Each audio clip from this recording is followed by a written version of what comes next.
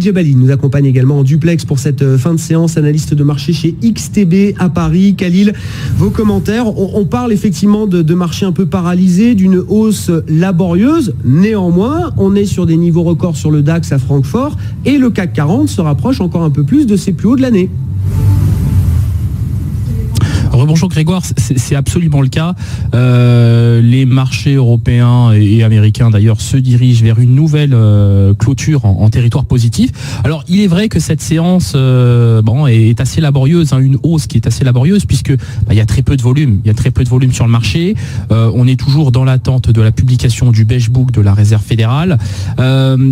Ce qui est intéressant sur le CAC 40, c'est qu'on a un indice qui est porté par les valeurs cycliques, les bancaires en tête, bancaires qui sont elles-mêmes portées par le rebond du dollar américain, qui est bien sûr lui-même porté par les perspectives de relèvement de taux au mois de décembre et potentiellement en 2018, d'après ce qu'ont pu dire William Dudley et Robert Kaplan aujourd'hui.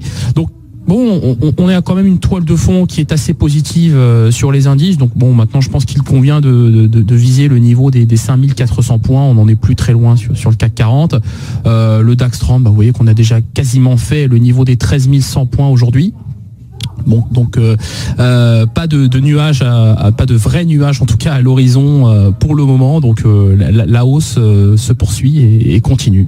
Bon, est-ce qu'on peut dire un mot du Forex, des devises, Khalil, sur l'euro-dollar? On a quand même eu ce mouvement de rebond du dollar. Si on reprend début septembre, on devait être à 1,20$ pour 1 euro. On est tombé maintenant à moins de 1,18$, 1,1773$.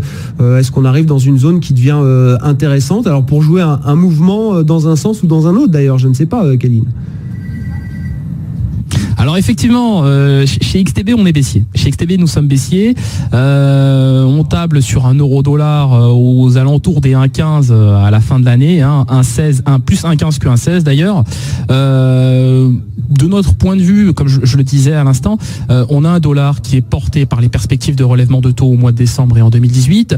Au-delà de ça, à très court terme, ce sont les spéculations autour du remplacement, autour de la succession de Janet Yellen au poste de président ou présidente de la Réserve fédérale. On sait que Jérôme Powell est dans les tuyaux.